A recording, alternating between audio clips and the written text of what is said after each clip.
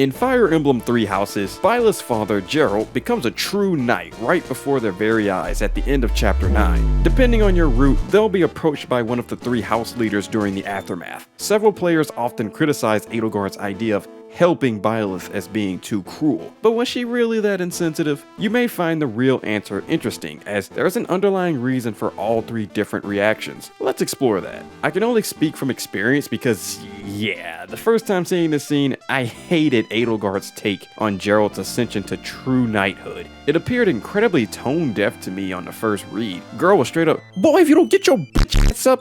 Okay, maybe not that cruel. Hyperboles aside, I'll admit that Edelgard's take on the event was my initial turnoff, the downward spiral that led my first playthrough into silver freaking snow. I could prattle on more about how much the dialogue drove me up the wall, but I feel like Edelgard deserves the benefit of the doubt first. Three Houses isn't perfectly written, but one undeniable trait in its writing is that it's meticulous in its details and foreshadowing. The smallest of scenes could have significant importance to bigger scenes, plot points, or individual character arcs later on, and these scenes with the house leaders consoling Byleth definitely apply to the latter. These scenes provide a peek into the house leaders' personal conflict. They masterfully use a relevant tragedy to show the player what's going on in the successors' heads a bit. Let's explore the easiest one to dissect first, Dimitri. I'm scripting a whole ass video about the dude, so I won't spend too much time here. Dimitri's response to Byleth's grief is obviously the most sympathetic of the three. It's not too difficult to see why. Dimitri spills the beans himself on why he can understand their pain. He's an avenger who suffered more than one parental loss, and in the most gruesome manner at that. Compile that with the deaths of other close ones,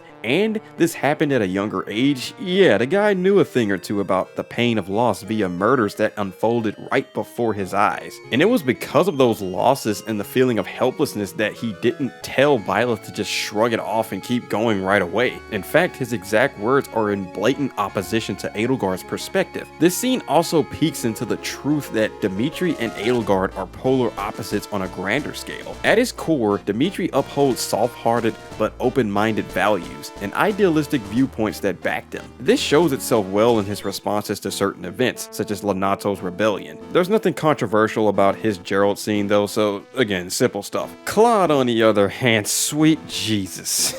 The fandom didn't pick on him as hard as Edelgard for this scene, but his emotionally detached approach on the subject was an oddity on the first read. Him saying he'd have just snuck in and took Geralt's diary anyway is probably something you shouldn't say to the grieving offspring who just had his dad get shanked by some clussy. And I get the perspective, it can come off as pretty jerkish. But there are two things to remember about Claude. He admits in the monastery dialogue for chapter 10 that he's never dealt with the loss of a parent before, so he's self-aware of his ignorance and wouldn't be that useful in consoling them. And two, Solthis' dialogue before Claude enters the office establishes that in the Golden Deer timeline, Byleth was already making progress towards emotional recovery. The silence of Byleth in this game is always a detriment to the narrative, so it requires us to work a little harder to discern their mental state. But Solthis pushing them to pull themselves together shows that when Claude enters the room, they're putting on an act for his sake. Claude's "not the type to wallow in solitude" line shows that Byleth's act is working. Claude was simply using Byleth throughout most of White Clouds anyway before he could trust them, so this scene with the diary was more so to show that he's moving along with business as usual. He's more concerned about unearthing the buried truths and taking all the steps that he could to see his dreams come to fruition.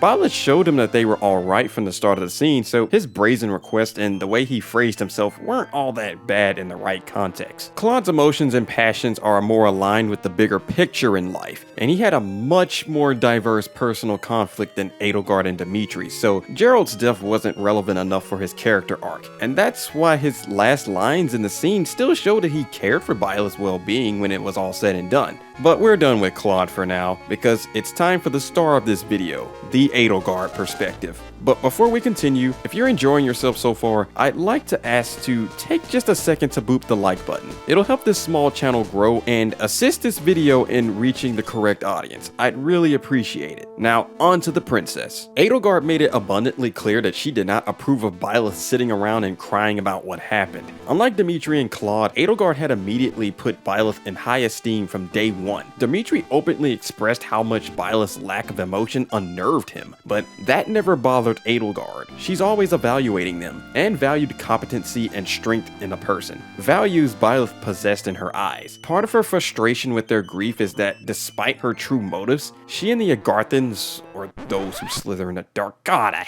hate that corny ass name, weren't operating on the same page, and they clearly committed heinous acts that she did not agree with. Killing Geralt was one of them. Not because she cared about him in particular, but just the blatant evil of the act itself. So she definitely wanted to kill Kronya and Solon as soon as possible. Edelgard's more of a tough love type of person. She cares for Byleth deeply enough to scold them for sitting still while Clussy Fever and the rest of the circus are still roaming free, doing something she's unaware of. Inaction is something Edelgard directly opposes as a character. She watched all of her siblings die right in front of her in cruel experiments from these same slithery dopes after all. I should reserve perhaps all of this for a future Edelgard deep dive video, because I think she deserves it. But for brevity's sake, I do need to dig into her backstory a bit to give context to her harsh response. She coped with the powerlessness of her past much differently than Dimitri. It was not only the Agarthans that made her family suffer, but the Adrestian nobles who endorsed it. So being the sole survivor among her siblings, this left her with a personal responsibility to never allow such things to happen again. Her response to sadness stems from how she dealt with her own grief. No one was there to save her, so she relied on her own strength to push forward, despite the pain. So even though there's agony on the inside, she doesn't allow those feelings to chain her down, thus leaving no room for inaction. This scene, just like Dimitri and Claude's, gives you a peek into the type of woman Edelgard is deep down, and how she deals with her main conflict.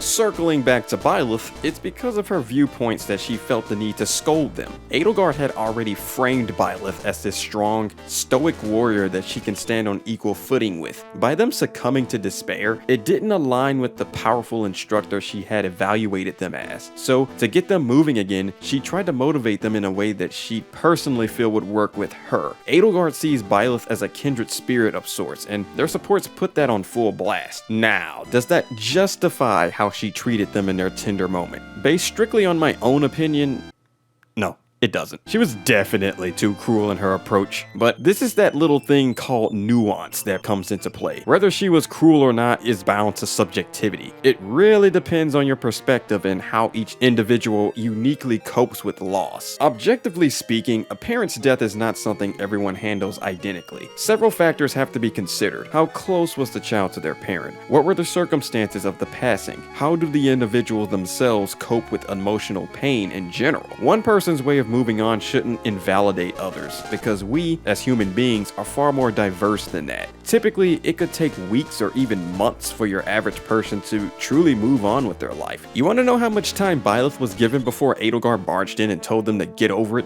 7 days. And the whole point of Byleth is that they've never expressed strong emotions prior to their time at the monastery. So when they finally experienced grief for the first time, it hit them like a ton of bricks. They're trying to process their feelings, even though it'd be nice to actually see that. It's what anyone would do, even if they've experienced loss before. So it is a bit much to force someone on their feet after a meager week passed by. If it were like a friend or a student or any other person, yeah, a week's way too long to be wallowing in despair over it. But your dad? Not everyone will bounce back from that in a week or 2 weeks. But that's the beauty of nuance. Everyone responds to death differently. To say someone is weak for taking the time to grieve is terribly close-minded. But conversely, calling someone cruel for not being riled up by death is inaccurately judging their character. Edelgard was cruel, yes, but that doesn't invalidate her perspective either. It simply works for someone like her. But her error was not realizing that everyone isn't like her. And given that the player didn't have many options to challenge her opinion, because when you do, she immediately shuts Byleth down, it can understandably frustrate those who don't agree with her. But hey, that's just my opinion. I'm sure there are plenty of people who may feel differently, and that's totally fair. In fact, to illustrate the points I've made, I don't even consider myself as objectively correct on this. I'm looking at it from my perspective on grief. That's ultimately what the 3 different scenes were all about. These types of scenes intend